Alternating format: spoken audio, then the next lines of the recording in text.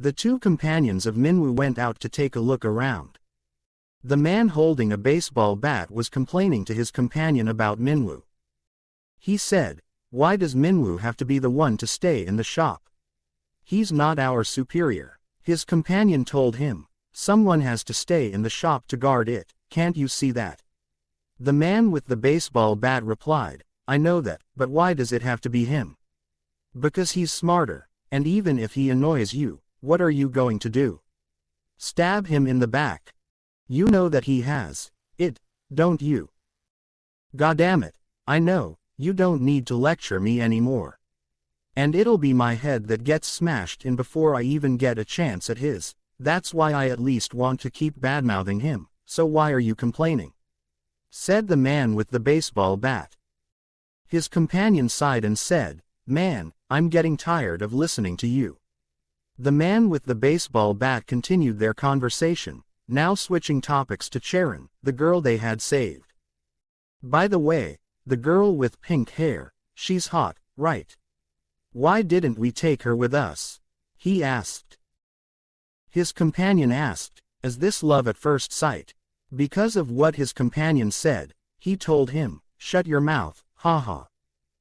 Then his companion suddenly stopped walking, making the man with the baseball bat ask, "What's wrong? Why did you stop?" His companion responded, "Well, don't you hear that noise coming from over there?" They saw a woman crying beside some dead bodies. The man with the baseball bat asked his companion, "What do you think? Is that a person or a zombie?" His companion answered, "It looks like a woman. She's crying, so she's probably human," said the man with the baseball bat. His companion found it strange. The man with the baseball bat approached the woman and asked what she was doing there and if she was human. The woman turned to them, her face covered in blood. Meanwhile, Shinbi's team was walking and talking. Jinwei said, "Geez, I feel so cold." "Why would she say that?" Shinbi spoke, agreeing with what Sonwoo had said. "I know, but she really killed the mood," Jinwei replied. Jinwei was told that if she ever saw a familiar face turned into a zombie, she should be ready to do what needed to be done. Jinwei answered, "I don't have any friends with blue faces. My green dragon blades are hungry for blood." Hearing that, Charon got an urge to smack Jinwei's head. Sonwoo cut their conversation short with a question, "By the way, didn't they say there were a lot of zombies on the first floor?" "I don't see a single one." Jinwei replied, "Do you think Yuri did this on purpose so she could escape alone?" Shinbi defended Yuri, saying she wasn't that kind of person. Charon investigated the marks on the floor, looked at them, and said, "Look at this. These are burn marks, right?" Sonwoo said, "You think there was a fire? Maybe all the zombies on the first floor were burned." "Well, something definitely happened," Charon said. "For all this ash to be here, why are there no bodies?" Sonwoo wondered. Meanwhile, Charon's team was in the library and found Rina reading a book. Charon called out Rina's name. Rina responded, "What?" Charon tried to persuade Rina to come with them. "Come with us, and I'll tell you everything you want to know," she said. Rina replied, "How would you even know what that is? Anyway, I'm busy. Can't you see I'm reading?" "You read. What's that?" Charon asked. Rina answered, "The Romance of the Three Kingdoms. It's like my Bible. One of the characters is my role model," Rina added. "And who would that be?" Charon asked. "Lu Bu." Rina answered her. Hearing Rina's answer, she said, "Wow, I can see why." Mahui, not knowing who Lu Bu is, asked Charon what that was. Rina continued telling them, "A bunch of silly girls like you aren't who I'm looking for. I'm not going with you. Get lost." Charon explained to Rina, "Wait, just listen to me for a second," but she couldn't finish what she was saying, because Mahui called out to her to look on the door. Seeing the being outside the library door, Charon wondered, "Is that a zombie?" But I thought we got rid of all of them already. Jihyun picked up a book to throw at the zombie to attack it. But the zombie caught it, surprising them. Then the zombie threw the book back at them. The zombie threw it with so much force that the book got embedded in the bookshelf near Charon, almost hitting her. It startled her so much that her legs went weak, and she sat down. Mahui called out to her worriedly. Charon realized that something was off. This zombie was different from the others. This creature is strange. With this realization, Charon urgently called out to Rina for help. They needed her help because this zombie is weird. This zombie was different compared to the ones that they saw yesterday. As the male student holding a bat approaches the crying girl, the girl morph, devouring the one with the baseball bat first as he's the closest. Back with Se-eun's group, Hannah received a message. Someone asked her what the message is about. Hannah told them that the message said that Rina was still alive. Whoa, Yeri reacted. Jinsun added, I figured she might be. She's Lu Bu, after all. Another affirmed with Jinsun's word. What's Lu Bu? Yeri asked them curiously. He's a general in Romance of the Three Kingdoms, Jinsun explained to Yeri.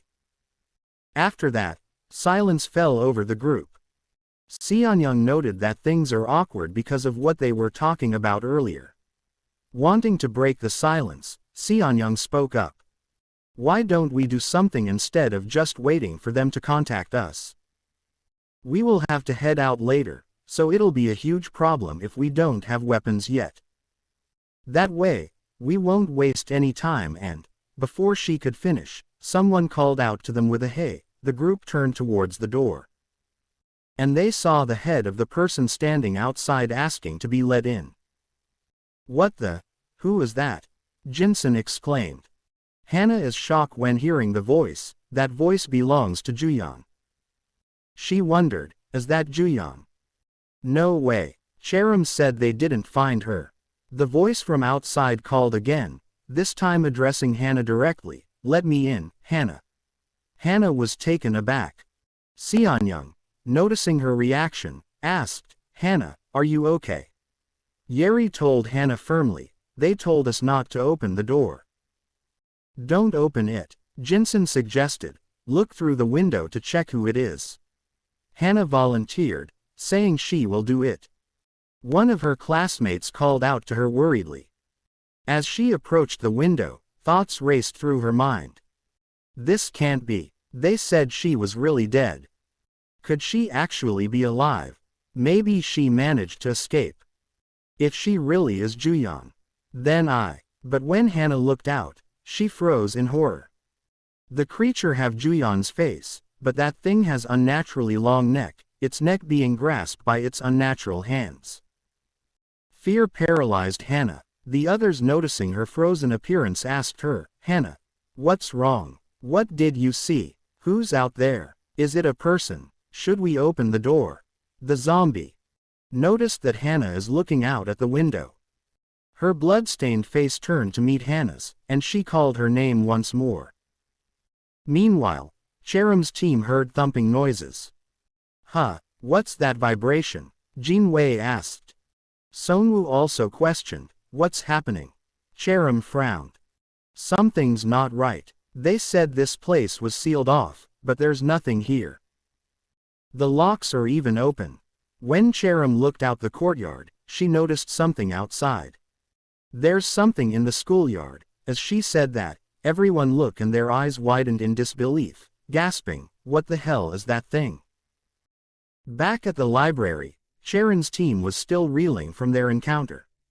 Jihyun helped Cheren up. Are you okay? Jihyun asked. Yeah, I just lost the strength in my legs, Cheren replied. The book that the zombie had thrown at them was now embedded in the wall. If it had hit Cheren, it would have been a disaster. Why is that zombie just standing there? Seong wondered. We need to attack it, Mahui insisted, already gripping her weapon. But just as Mahui was about to charge, Cheren stopped her. No, don't just rush in like that, Cheren warned. The zombie seemed to mimic Jihyun's previous actions, scanning the area as though searching for something to throw. It was learning, observing them carefully. This zombie is different. It learns by watching us, Sharon thought. We shouldn't make any sudden movements. If it gets hold of a weapon, we're in even greater danger. The best choice would be to take it down in one powerful strike. But it blocked Jihyun's attack, and none of us are strong enough. Turning to Rina, Sharon pleaded, "This isn't the time for this, we need you." Rina scoffed. "Why? Doesn't stuff like this happen in the future?" She continued, "Do you want to know the real reason I'm not helping you? You have no sense of loyalty. You manipulate people, treating them like tools. I'm not some cog in your machine," Rina declared. Sharon was stunned. Rina didn't stop. "I don't care if the others follow you like mindless sheep. But you, Sharon, you really get under my skin. Go ahead and fight it yourselves. I'll make sure to protect the others. If you actually care about us, that's the least you can do." Manhwa, visibly frustrated, snapped at Rina. "Rina, don't you think you're going to?" But Rina interrupted her. "You came all the way here to find me. You're the ones getting in my way." Then, Sharon's voice cut through the tension. "What if I tell you what you want to know?" "Not this again." "How would you even know that?" Rina retorted. "What if I know where Minwoo is?" Sharon told Rina. The moment she heard those words, Rina's demeanor shifted. She instantly stood up, determined. Without hesitation, she killed the zombie in a single decisive blow. Blood splattered across the room as the monster crumpled to the floor. Everyone stood in shock, staring at Rina. "Why didn't you say that earlier?" Rina snapped. "I could have handled this faster." "We don't have time to waste." Fixing her gaze on Sharon, Rina demanded, "Where is he? Where's my little pop rock?" Sharon smiled faintly. "Well, you didn't let me get a word in." As Sharon watched Rina's shouting antics, "My little pop rock," she remembered that Rina was absolutely crazy in love with Minwoo in the book. Sharon realized that Rina's probably being hostile toward her, because Rina is frustrated that she couldn't find where Minwoo is, and not because she actually hates Sharon. Sharon reflected further. "At first, I couldn't understand where her dislike for me came from. But when I reread the book, I found a reference in it. It's because she likes Minwoo." Rina grew restless, repeatedly demanding Sharon to tell her where her little pop rock is, as she need to go and take care of him. Meanwhile, in Hannah's group, Hannah couldn't handle the terrifying sight of the zombie and fainted. Seonyoung rushed to her side, calling her name anxiously. "Hannah, are you okay? Hey, Hannah, wake up." Jinsun peered outside the classroom to get a look at what was out there.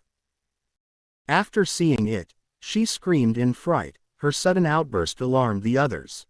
Yeri scolded her by shouting, "Keep your voice down, Jinsun." Se-eun hushed, scolding Yeri while whispering, "Yeri, shush." Jinsun, still stunned, muttered, "By the door. Oh my god. That can't be real. What is that thing? Where did it come from? It definitely is not human. The thing outside has a long neck, multiple limbs, and walks like a spider. It shakes its head aggressively outside, as it repeatedly say, 'Save me. Help me. Please open the door.'" Everyone is horrified at the sight of the monstrous figure, as it keeps saying, "Help me, please save me." Then it stops, the creature's head slump. Its head morphing. After morphing it continues asking for help. Yeri pointed out, "Wait, that thing's head looks different from before, doesn't it?" Jinsun's eyes is in disbelief.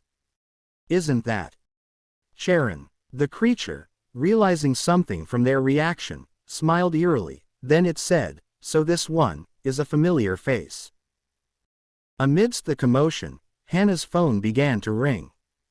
Sharon was calling her, but with the creature outside their classroom and Hannah fainting, no one noticed the call, and it went unanswered. Back with Sharon's team, Rena's overwhelming strength allowed them to reach the lower floors with ease. With a dumbfounded face, she thought, "It took us an hour to get down here before." But with Rena, it didn't even take 10 minutes. Manhwa, visibly curious, couldn't help but ask, "Rena, why are you so strong?" Rena shrugged nonchalantly. "I don't know. I've just always been like this. I wiped out my enemies and silenced them all." Sharon considered this, thinking, maybe Rena's personality is the way it is because she was born strong. Seong noticed the shift in Sharon's expression and asked, "What's wrong, Sharon?" Sharon quickly brushed it off. "Ah, nothing." Sharon looks at her phone, a bit troubled. "Why isn't Hannah answering my call? Maybe I should just message her instead." As they walk, Manhwa spotted more zombies approaching them. She turned to Rena, warning her, "They're coming." Rather than showing concern, Rena grinned and said excitedly, "It's party time." Sharon noticed something unsettling. There are fewer zombies now compared to yesterday. And that bizarre creature we saw earlier. It would be good if the one Rena pummeled was the only one of its kind. But what if there are more like it elsewhere? In the school shop, Manhwa waited. One of his teammates returned, and Manhwa immediately asked him, "Are you done with the recon? Did you find any survivors? I told you to check the second-year class 3. Did you go there?" Manhwa then realized something. Only one of his companions had come back. "Why are you back by yourself?" Seeing his companion hide his face behind his hands, Manhwa grew concerned. "Are you feeling sick?" he asked. The figure remained silent, their face still hidden by their hands. Slowly, they uncovered their face.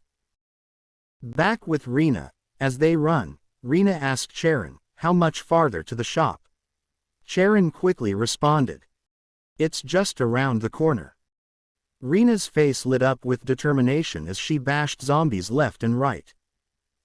"Hold on, my little pop rock. We'll be together soon."